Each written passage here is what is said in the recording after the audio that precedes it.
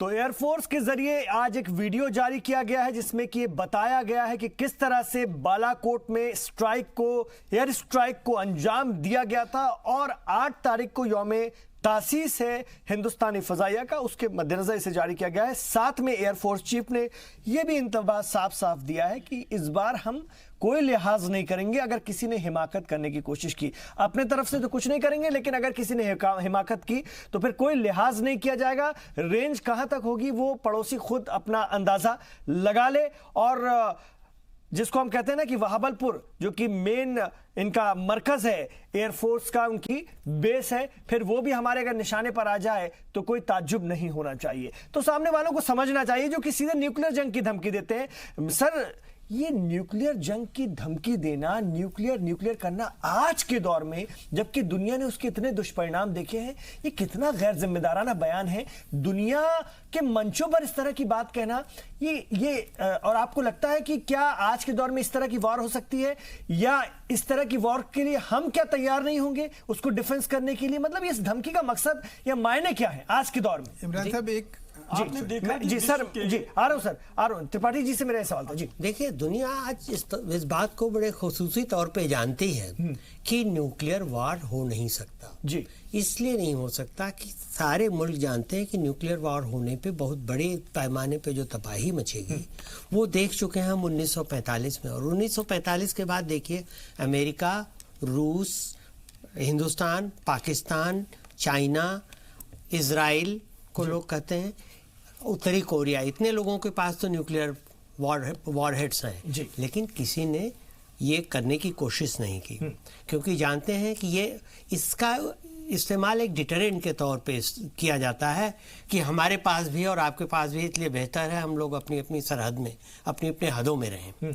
लेकिन इमरान खान या उनके आका जो हैं एस्टेब्लिशमेंट के, वो ये इसलिए कहते हैं ताकि अपने आवाम को बरगला सकें, उनको बहला सकें। देखिए, हम भी कम नहीं, हम भी मार गिराएंगे, अगर हमारे पास भी न्यूक्लियर बम है, हमें कुछ किया गया तो हम भी मार देंगे, ये कहते हैं। जबकि वो अच्छी तरह जानते हैं कि दुनिया समझती कि ऐसा होगा नहीं, लेकिन ये सिर्फ उनको अपने आवाम को खुश करने की तरकीब है, जो कि निहायत ही असफल रही है। रही बात ये कि क्या अगर वो होगी तो हमारे पास इतनी पावर है? बिल्कुल है। हमारे पास आज के वक्त में पाकिस्तान से थोड़ा सा ज़्यादा, बहुत ज़्यादा नहीं, लेकिन जितना अंदाज़ा है कि हमारे पाकिस्तान के पास 100 से 120 के बीच में की तादाद में न्यूक्लियर बम है। लेकिन अगर पाकिस्तान हमला करता है तो निश्चित तबाही होगी, लेकिन अगर हमला करता है तो देखिए हमारे पास 2-3 कम से कम 3 मिनट का वक्त तो होगा उनके हमला करने में और ये जहाज गिरने में। लेकिन हमारे राडार इतने काबिल हैं कि वो उसको हवा में ही ख़त्म कर सकते हैं। हवा में तबाही होगी, थोड़ी बहुत नीचे ज़मीन पे भी होगी, लेकिन वो वहीं पे उसको डिफ्यूज़ किया जा सकता है। लेकिन तब भी जो तबाही होगी, अगर तबाही में हमारे 1-2 शहर भी ख़त्म हो गए, उसके बाद जो बात शुरू होगी, अगर मतलब न्यूक्लियर खुदा ना करे, तो खुदा कभी ना करे ऐसा। हाँ, अगर उसके बाद वो होगी तो मेरे ख्याल से एक बार में आधे से ज़्यादा पाकिस्तान खत्म हो जाएगा हमेशा के लिए। ये अच्छी बात नहीं है, किसी के लिए भी अच्छी बात नहीं है महेश वर्मा जी। लेकिन जहालत की हद तो तब होती है ना जबकि एक मिनिस्टर, वहाँ का मरकजी वजीर कहता है हम पाव भर के 250 ग्राम के बम बनाएंगे, और वो भी रेलवे मिनिस्टर कह रहा है। मतलब ये क्या है? ये कैसा मुल्क है और ये क्या बौखलाहट है? जो कश्मीर आपका था ही नहीं, जो एक मुल्क का अपना इंटरनल पार्ट था, उसने वहां जो भी किया, आप मुस्लिम उम्मा, मुसलमान, कभी न्यूक्लियर, कभी जिहाद, ये क्या है? ये किस तरह के लोग हैं? या फिर मोदी आने के बाद की ये बड़ी बौखलाहट है? उससे पहले ऐसा लगता था कि सब कुछ हमारे बस में है, जब चाहे हिंदुस्तान में जिसको घुसवाना चाहे, जैसे करना चाहे कर ले। ये मोदी दौर का भी असर है क्या? नहीं, निश्चित रूप से उसी का असर है। ये जो आप मोदी दौर है, ये उसी का असर है। लेकिन आपको ये समझना होगा कि जो आदमी पाव और आधा पाव न्यूक्लियर बम की बात कर रहा है, उसका एक बयान आपने ये भी सुना होगा कि जब वहाँ न्यूक्लियर बम का ये हुआ कि भाई न्यूक्लियर बम वहाँ जब बनाया जा रहा था, तो वो इस डर के मारे कि उसके रेडिएशन की वजह से वो कहीं ऐसा ना मर जाए, तो वो वो देश छोड़ के भाग गया था। अगर उसकी वो बात भी आप सुनेंगे। और तीसरा जो सबसे इम्पोर्टेंट है कि मुझे समझ में नहीं आ रहा है कि आखिर में वो वार का कारण क्या है। जी, कश्मीर जो है हमारा है, इंटीग्रल पार्ट है जी। इस चीज को पाकिस्तान को कभी इस पे एतराज नहीं रहा जी। और पाकिस्तान को हम अपने सूबे में, हम अपने धरती पे कुछ भी करें उससे उसका क्या लेना देना है, ठीक है ना। अब ये जरूर है कि हम पाकिस्तान ऑक्युपाइड कश्मीर अगर लेने निकलेंगे, अगर वो प्यार से दे देगा, व्यवहार से दे देगा, दुनिया में हम ये पहले अच्छे तरीके से दुनिया के सामने रखेंगे कि पाकिस्तान ऑक्युपाइड कश्मीर है हमारा और इसको छोड़ना चाहिए, इसके ऊपर से इसको अपना दावा छोड़ना चाहिए और ये हमारे संविधान के तहत हमें लेने का हक भी है। तो उस तरह की चीजों में अगर पाकिस्तान नहीं मानेगा तो निश्चित रूप से अगर युद्ध की कोई स्थिति बनती है तो उसमें ऐसा नहीं है कि ये एटम बम जो है चलाने के काबिल भी हम इसको छोड़ेंगे। आपको मैं एक इमरान साहब बात बता दूं कि इमरान वो पाकिस्तान जो है ऐसा दहलेगा एटम बम से पहले कि इन लोगों की एक एक आदमी की हौस हम फख्ता कर देंगे। हमारी वो चीज, ये मोदी गवर्नमेंट है, ये वो चीज करती है। इनमें हिम्मत होती, हमने सर्जिकल स्ट्राइक की थी ना, उड़ा देते बम से हमें। हमने पुलवामा किया, बालाकोट किया ना, तब ये सोचते। बालाकोट के बाद ही तो एसपी पांडे साहब, बालाकोट के बाद ही तो ये दहशत बनी है पाकिस्तान में कि यहां से भी इससे तगड़ा रिएक्शन हो सकता है। इससे पहले देखा नहीं गया था। 9/11 हुआ, उसके बाद में 26/11 हुआ, 9/11 हुआ अमेरिका में, फिर 26/11 हिंदुस्तान में हुआ। रिस्पॉन्स नहीं दिया जाता था, रिस्पॉन्ड ही नहीं किया जाता था। जब बालाकोट हुआ तो समझ में आया, और जब हमारी पार्लियामेंट से हमारे वजीर दाखिला दहाड़ कर कह रहे हैं कि हमारा हदफ जो है मकबूजा कश्मीर है, पीओके है, इन हालात में ये जो घबराहट है पाकिस्तान की, वो ये बताती है कि कहीं ना कहीं अब जो है डरने की भी जरूरत है, और वो सहमे भी हुए हैं और इसलिए आए बाएं कहना शुरू करते हैं। इमरान साहब, 26/11 की बात आपने की और आज 2014 के पहले और 2014 के बाद के भारत में एक बहुत बड़ा बदलाव हुआ है। जी। एक समय था जब हमारे देश में एक बहुत ही योग्य प्रधानमंत्री थे, लेकिन वो मौन और बेबस प्रधानमंत्री के तौर पे देश में याद किए गए। उनका 10 साल का कार्यकाल देश को मिला। बहुत बड़े अर्थशास्त्री थे, लेकिन देश को न कोई दिशा मिल पाई, न देश को वह दृढ़ फैसले के लिए जो जिसकी जरूरत थी उस समय लेने की, उन फैसलों से मुखातिब करा पाए। आज 2014 के बाद हमारे पास एक ऐसा दृढ़, मजबूत और इतने बड़े इच्छा रखने वाला देशभक्त प्रधानमंत्री है जो कहीं न कहीं देश की सुरक्षा, देश की अस्मिता उनके लिए सबसे पहले है। और मां भारती को ऐसे सच्चे सपूत हैं कि उन्हें सुरक्षा देश की अपनी सबसे प्राथमिकता भी। चाहे आतंकवाद को आप देख लें कि पाकिस्तान ऐसी नहीं डरा है, बालाकोट की चाहे सर्जिकल स्ट्राइक की बात आज आप कर रहे हैं, तो उन्हें जवाब दिया गया है, उन्हें लगातार जवाब दिया जाएगा कि अब वो हिम्मत तक नहीं कर सकते। काम करना तो बहुत दूर की बात है, आतंकवादी घटना या फिर हमला करना वो सोचेंगे भी तो हम जवाब देने को खड़े हैं। और रही बात, जैसा अभी चर्चा हो रही थी, हमारे मित्र लोग कहे कि वहां के रेल मंत्री की बात, तो मैं यही वहां की पाकिस्तान के अवाम से गुजारिश चाहूंगा कि भाई जो वहां के इस समय हुक्मरान हैं, क्या उन बच्चों के बारे में उनको याद नहीं आती कि जिन बच्चों के हाथ में किताब और पेंसिल होना चाहिए, जिन बच्चों के हाथ में शिक्षा का वो मंदिर होना चाहिए जहां उनको जाना चाहिए, उन्हें पढ़ना लिखना चाहिए, उन्हें आगे बढ़ना चाहिए। देश की जो वहां भूखमरी, तबाही एक मंजर दिख रहा है पिछले कई वर्षों से, आप देखिए 70 सालों में आप हमारी भी स्थिति देख रहे हैं कि हम एक लोकतांत्रिक देश के रूप में सर्वश्रेष्ठ लोकतंत्र का उदाहरण और नेतृत्व कर रहे हैं, वही भी हमारे साथ खड़े हैं, लेकिन उनके पास किन किन चीजों का अभाव अभी भी पड़ा हुआ है। और वहां के वर्तमान प्रधानमंत्री इमरान खान सही मुद्दों से भटकाने के लिए जो पाकिस्तान की जनता अब वो सच्चाई को जान चुकी है कि आप केवल भारत और मोदी का विरोध करके आप अपने हुक्मरान, अपने जो सत्ता है, जो अपना शासकीय तंत्र है, उसको नहीं चला सकते। आपको नीचे उतरना होगा, ग्राउंड पर आना होगा। अदरवाइज अब देखिए 2 दिन से बात चल रही मीडिया में कि अब वहां पर सत्ता तख्ता पलट की भी बात चल रही है और सत्ता के खिलाफ अविश्वास प्रस्ताव की बात चल रही है। मैं आ रहा हूं सर आपके पास, एक और छोटा सा वक्फा हमें यहां पर लेना होगा। बहुत अच्छी चर्चा चल रही है, बहुत सारी और बातें करते हैं, लगातार अपने शुजात का सबूत दे रही है हिंदुस्तानी फजाइया, और इसके लिए बाकायदा एक वीडियो भी जारी किया गया है। बालाकोट जैसा सहरा 1 साल की हुसूलियाबियों में शुमार होता है, और जिस तरह से इसने पाकिस्तान को दहलाया है, उससे पाकिस्तान को इस तरह की हरकत करने से पहले कई बार सोचना पड़ेगा। और यह भी उसको समझ में आ गया है कि मोदी दौर है, यहां पर चीजों को लेकर बहुत ज्यादा वेट नहीं किया जाता है, हीला हवाली नहीं होती है। आप देख रहे हैं इस वक्त आज का मुद्दा, और मेरे साथ बहुत खास मेहमान इस वक्त स्टूडियो में तशरीफ फरमाए, जिनसे हम बात कर रहे हैं एयरफोर्स के जरिए जारी किए गए वीडियो की, जिसमें बालाकोट को लेकर के जो एयर स्ट्राइक हुई थी उसका पूरा ब्यौरा है और किस तरह से एयरफोर्स की ताकत में इजाफा होता जा रहा है उस पर भी बात करने की जरूरत है। मेरे साथ त्रिपाठी साहब हैं। जेके त्रिपाठी साहब, मैं आपके पास इस रूप में भी आना चाहूंगा। अभी और भी कुछ चीजें हमारी एयरफोर्स को मिलने जा रही है। 2014 के बाद इसमें मजीद इजाफा हुआ है। हम फिजाइया की बात करें, बहरिया की बात करें या फिर बड़ी फौज की बात करें, उनको ताकत से लेस बनाने में कोई कसर नहीं छोड़ी गई है। क्या 2014 के बाद इनमें मजीद इजाफा हुआ है, कुछ खास हुआ है? क्योंकि आप सफीर रहे हैं, आपने पहले के भी हालात देखे हैं और 2014 के बाद के भी, कैसे देखते हैं? देखिए, इजाफा तो जरूर हुआ है, काफी कुछ इजाफा हुआ है।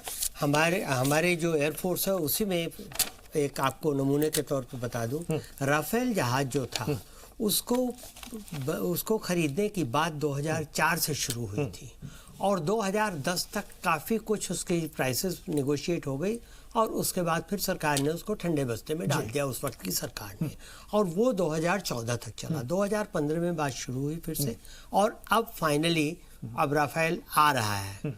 8 तारीख को जा रहे हैं हमारे रक्षा मंत्री लेने पहली के। तो ये चीज देखिए, ये हमारे लिए बड़ी मुश्किल की बात हो जाती है कि 10-10 साल 12-12 साल लग जाते हैं और सरकारें जो उस वक्त की सरकारें होती वो उस पर काम नहीं करती। लेकिन गनीमत है कि इस वक्त की सरकार ने काम की, हालिया सरकार ने, और उसका रिजल्ट ये है कि देखिए हमारे पास ये आ रहा है। ऐसे ही नौसेना में भी, नेवी में भी हमने और युद्धपोत अपने उसमें बढ़ाए हैं। आर्मी में तो आप देख ही रहे हैं कि हमने जो स्पाइक इजराइल से लिए थे और भी कई चीज़ें हमने ली हैं। तो वो चीज़ें, और आर्मी में भी जो S-400 मिसाइल सिस्टम हम लेने जा रहे हैं, डिफेंस सिस्टम रूस से, ये सब बड़ा इजाफा करेंगे हमारे कॉम्बैटिवनेस में। लेकिन इसके साथ ही मैं ये कहना चाहूँगा कि अभी बहुत कुछ करना है। अभी ये अभी सफ़र शुरू हुआ है अपनी फौज को पूरी तरह से ताकतवर करने का। अभी इसमें बहुत कुछ करना है और मेरे ख्याल से सरकार इस पे ज़रूर ध्यान दे रही है। आपको एक छोटी सी बात बता दें, देखिए पाकिस्तान की आबादी हमारी आबादी से 7 गुना कम है जी। मतलब हम पाकिस्तान से 7 गुना ज़्यादा है जी। लेकिन पाकिस्तान के पास करीब 6.5 लाख, पाकिस्तान के पास करीब 6.5 लाख ट्रेन मतलब रेगुलर फौज है जी। हमारे पास फौज की संख्या जो है वो 6.5 लाख नहीं है, हमारे पास फौज की संख्या मुश्किल से 12 लाख है। यानी देखिए 7 गुना बड़े हैं हम जी। हमारी ओर 2 मुकामों से खतरा है, 2 उससे खतरा है, एक चीन की ओर से, एक पाकिस्तान की ओर से। लेकिन हमारी फौज जो है पाकिस्तान की फौज की बमुश्किल 2 गुनी है। तो इस सब में अभी हमको और ज्यादा ध्यान देना होगा। बहुत अहम बात। लेकिन जो इच्छा शक्ति होती है, हुकूमत का एक नजरिया होता है, एसपी पांडे साहब, क्या 2014 के बाद तीनों फोर्सेस को बढ़ाने में, मजबूती देने में, एक वजीर आजम दिवाली मनाने सैनिकों के बीच पहुंच जाता है, वो ऊंचाई पर बर्फबारी में जो सैनिक अपनी खिदमात को अंजाम दे रहे हैं उनके बीच चला जाता है, वो पानी में पहुंच जाता है, जहाज में पहुंच जाता है, वहां पर लोगों को खिताब करता है। ये तमाम चीजें होती हैं। वो उन तरह के जूतों का ऑर्डर करके कहीं ना कहीं बताने की कोशिश करता है कि हमें आपकी तकलीफ का पूरा एहसास है और आपको कोई तकलीफ होने नहीं जाएगी। ये तमाम चीजें भी फौज पर, बहरिया पर या फजाइया पर बड़ा असर करती हैं और कहीं ना कहीं ये उसके मनोबल को, जिसको हम कह सकते हैं, बढ़ाने का काम करती है। निश्चित तौर पे आपने देखा कि दीपावली है, होली है, या जो भी हमारे भारत एक बहुत ही बड़ा त्योहार प्रधान देश है और हमारे जो सैनिक है, बहादुर सिपाही है, वो सीमा पर माँ भारती की रक्षा करते हुए कहीं न कहीं अपने घर पे आ पाते बहुत दिन। तो ऐसे में हमारे प्रधानमंत्री का यह कदम बहुत ही सराहनीय फैसला, चाहे विश्व मंच पे आप देख लें, चाहे भारत के स्तर पे। विपक्षी भी होंगे तो मैं जानना चाहता हूं, मैं यह बात गारंटी के साथ कहता हूं कि कहीं ना कहीं हर व्यक्ति इस बात को स्वीकार तो करेगा ही, क्योंकि कौन सा ऐसा व्यक्ति है जो किसी त्योहार में अपने परिवार के बीच नहीं रहना चाहेगा। लेकिन प्रधानमंत्री जी के लिए वसुधैव कुटुंबकम और सर्वभूते हितेरता, जो सबका कल्याण कर रहा है, जो सबके लिए लगा हुआ, जैसे सीमा पर अगर हमारे सैनिक भाई लगे हुए हैं, सीमा वहां पे लगातार देश की रक्षा कर रहे हैं, तब आज हम लोग बैठ के एक अच्छे लोकतंत्र में एक अच्छी बहस कर पा रहे हैं और एक जरूरतमंद व्यक्ति अपने जीवन को यापन कर पा रहा है। 135 करोड़ आबादी अपने जीवन के यापन के लिए जो उचित काम है उनको कर पा रही है, तो कहीं ना कहीं उनका बहुत बड़ा रोल है। और ऐसे जब जो इमरान साहब आपने कहा कि जैसे प्रधानमंत्री जाके सैनिकों का मनोबल बढ़ाते हैं, तो न सिर्फ प्रधानमंत्री बल्कि देश के रक्षा मंत्री, देश के गृह मंत्री अलग अलग जगहों पर अलग अलग अवसरों पे सब लोग सरकार के एकदम पूरी तरह से एक्टिव हैं और हर जगह जाकर न सिर्फ मनोबल बढ़ा रहे हैं बल्कि उन्हें रियलाइज कराते हैं कि हम आपके बीच के हैं और आप हमारे हैं। आप हमारे लिए दिन रात यहाँ बर्फ की बर्फबारी में जो जब आप देखिए कड़ाके की सर्द हमारे देश में पड़ती है या गर्मी का अपना पारा सबसे ऊपर रहता है, तब जाके वहां से न पहुंच के एक आम भारतीय की तरह बिना किसी प्रोटोकॉल के उनको यह साहस दिलाते हैं कि हम आपके साथ कदम से कदम खड़े हैं और आपके ऊपर अगर कोई आने वाली आंच केवल आपकी आंच नहीं है बल्कि वो हमारी भी है। और इसलिए है कि आप हमारे भारत के शान के प्रतीक है, भारत के गौरव के प्रतीक है। ये उनका स्टैंड है। बहुत अहम बात। महेश वर्मा जी, चीजें बदली तो हैं, इसमें कोई शक नहीं है, चीजें बदली हैं और बहुत सारी चीजों में कहीं ना कहीं हम डिफेंसिव होते थे, अब हम और एग्रेसिव होकर के अपनी बातें रखते हैं। ये परिवर्तन तो आया है, क्या लगता है आगे आने वाले दिनों में इनमें और मजीद इजाफा होगा? और ये भी बार बार इल्जाम लगता है कि इन तमाम चीजों में लोगों को, अवाम को उलझा करके मूल मुद्दों से ध्यान हटाने की भी कोशिश है। मैं नहीं कह रहा हूं कि बार बार गाहे बगाए आपको इस तरह के बयानात, इस तरह के इल्जामात सुनने के लिए मिल ही जाते होंगे, चूंकि आप उस सियासी पार्टी से जो इक़्तिदार में, इसलिए मैंने आप तक ये सवाल रखा। इमरान साहब, ये बात बिल्कुल सही है। आप जो कह रहे हैं कि हमारी निपुणता पे, हमारे कौशल पे, हम उस देश के वासी हैं जहाँ हमारे गुरु कहते थे, एक से मैं 1.25 लाख लड़ाऊं ता मैं गुरु गोविंद सिंह कहलाऊं। हम वॉरियर उस तरह के हैं। हम अपने कौशल के ऊपर हमें कोई शक नहीं होना चाहिए। आज आप देखिए कि हमने जिस तरह का स्ट्राइक 2 किया और उस स्ट्राइक में हमने ऐसे दांत खट्टे किए और हथपर्व कर दिया और दुनिया को हथपर्व किया। आपको अंदाजा नहीं होगा कि बालाकोट और जो हमारा सर्जिकल स्ट्राइक जो हुआ पीछे सरफेस पे और जिस तरह से कोऑर्डिनेशन था, उसका अंदाजा लगाना, उसमें क्या मतलब, आपको बताऊं कि रशिया ने एक टाइम में, रशियन स्टालिन जो हुआ करते थे, उनका एक कोट है कि मुझे अगर इंडियन आर्मी मिल जाए तो हम पूरे विश्व को मैं फतह कर दूं। मतलब इतने कलेजियस होते हैं ये जी। इनका जो है ना, पांव से लेके सर तक कलेजा होता है। इनके अदम्य साहस, इनके कौशल के ऊपर हम सवाल नहीं खड़ा कर सकते। हम संख्या बल पर जो है ना, हम संख्या बल की बात ही नहीं सोचते हैं जी। हम तो आज भी जो चीज करते हैं ना, वो कर देते हैं जो दुनिया में कोई भी वो करिश्मा नहीं कर सकता है। एक तो ये बात होगी। दूसरी बात कि देखिए, इमरान खान या पाकिस्तान, उसकी इकोनॉमी, उसका आतंक का दुकान, ये लड़ाई इस बात की नहीं है, ये गिदड़ भपकी इस बात की नहीं है। इमरान खान जैसा व्यक्ति, दुनिया इस चीज को समझती है कि इमरान खान पुलवामा, वो सर्जिकल स्ट्राइक या बालाकोट, इससे नहीं बौखलाया है। वो बौखलाया इस बात से है कि इंडिया ने जो उसकी दुकान थी उसको तहस नहस कर दिया। जो उसके ट्रेंड लोग थे, जो आतंक फैलाते थे, जो लोगों को मारते थे, जिसके जरिए वो पैसे उगाई करता था, जो टेरर फंड जो है उसको दुनिया देती थी, वो बंद हो गया। आज फ्रांस में जो वो है टेरर फंडिंग के लेकर जो रोकथाम के लिए वो जो हेडक्वार्टर है, वहां पे आज पाकिस्तान को जो फंड मिलना चाहिए वो नहीं मिला, बिकॉज ऑफ दैट कि वहां टेररिस्ट एक्टिविटीज है। वो सारी चीजें जो बंद हुई है, उस बंद के बौखलाहट में ये ऐसा आदमी, हमारे विदेश मंत्री ने क्या कहा कि इमरान खान जैसा व्यक्ति अगर ये कहे कि मानवता और मानवाधिकार की बात करे, तो इससे बड़ी लानत और क्या हो सकती है। जो आदमी आतंक के ऊपर, आप बिल्कुल सही कह रहे हैं, पाकिस्तान को तो इंतबाह दिया ही जा रहा है। लेकिन मेरा सवाल ये था, मैं अब कम लफ्जों में आपसे इसका जवाब चाहूंगा अगर आप दें, कि जो इल्जामात लगते हैं ना कि बहुत सारे और भी मुद्दे हैं, फौज और आर्मी और बहरिया में ही उलझा करके लोगों को रखा गया है बहुत सारे मुद्दों से ध्यान हटाने के लिए, ये भी बार बार आप ही लोगों पर इल्जाम लगता है। साहब देखिए, ये जो बात कही जाती है ये मनगढ़ंत है। ये सिर्फ उस चीज के लिए, ये जो सियासत की राजनीति, हमारी सियासत की, कश्मीर के ऊपर हम क्या कर रहे हैं सियासत, कश्मीर में हमें कौन से वोट लेने हैं, हम अपने देश के लिए जीते हैं, हम अपने देश के लिए मरते हैं। हमें इस देश की जनता ने वोट दोबारा से चुन के इसलिए नहीं दिया कि हम कोई ऐसा काम कर रहे हैं जो देश के खिलाफ हो। आप मुझे ये बताइए कि आज के डेट में हम और आप कहीं आजाद है ना जाने के लिए। हम मॉल, मार्केट, ट्रेन, प्लेन, हम कहीं भी जाने में कम से कम हमारे घर की माँ, बहन, बेटी, बच्चे आश्वस्त तो हैं कि हमारे फादर, हमारा भाई, हमारा बेटा वापस लौटेगा। ये तो पहले नहीं था। ये 10 साल में आप इन आतंक ने ऐसा घर कर गया था, ऐसा डर बैठा दिया था, वो डर, वो सारी चीजें खत्म हुई है आज। वो डर खत्म हुआ, वो डर खत्म हुई है। जी जेके त्रिपाठी जी, मैं फाइनल कमेंट आपसे जानना चाहूंगा। देखिए, ऐसा है कि जो भी अभी एयरफोर्स ने दिखाया है वो सिर्फ वो पोस्चरिंग के लिए नहीं है, या वो सिर्फ दिखाने के लिए नहीं है, वो ये बताने के लिए है कि देखिए हमारे पास इतनी ताकत है, इतनी कुवत है कि अगर आप हमसे झगड़ा करेंगे, अगर आप हमसे छेड़छाड़ करेंगे, तो आपको उसके जवाब में उतना ही नहीं, उससे ज़्यादा भी नुकसान उठाना पड़ सकता। और ये नुकसान आपके दहशतगर्दों का होगा, उनका होगा जो गलती पर है, उनका नहीं होगा जो आम आवाम है, जो बेचारे हैं, जिनकी कोई गलती नहीं है।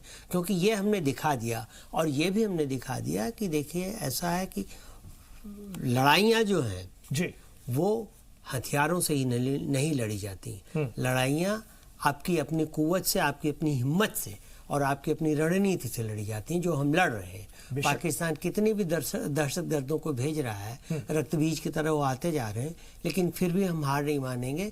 और मुझे पूरी उम्मीद है कि इस सब से पाकिस्तान में उनके हुक्मरानों के पास एक ये संदेश जाएगा कि देखिए, हिंदुस्तान से जबरदस्ती की परेशानियां मोल लेने का कोई फायदा नहीं है। ठीक है, बहुत बहुत शुक्रिया आप तमाम मुअज़्ज़िज़ हजरात का इस अहम चर्चा में शामिल होने के लिए, हिस्सा लेने के लिए। तो एयरफोर्स ने अपनी शुजाअत का नमूना पेश किया है, और हमेशा से वो इस बात को लेकर के कभी उस पर कोई शक व शुबा नहीं रहा है, उनकी शुजाअत को, उनकी बहादुरी को लेकर। और उम्मीद है कि आगे आने वाले दिनों में अगर कहीं से भी कोई हिमाकत होती है तो उसका भरपूर जवाब दिया जाएगा। यह भी ट्रेलर है, जिस दिन फिल्म दिखाने का मौका आएगा वो बेहद खास होगी। ये पाकिस्तान को समझ लेना चाहिए। बहुत शुक्रिया इस प्रोग्राम को देखने के लिए। आप रहिए जी सलाम के साथ।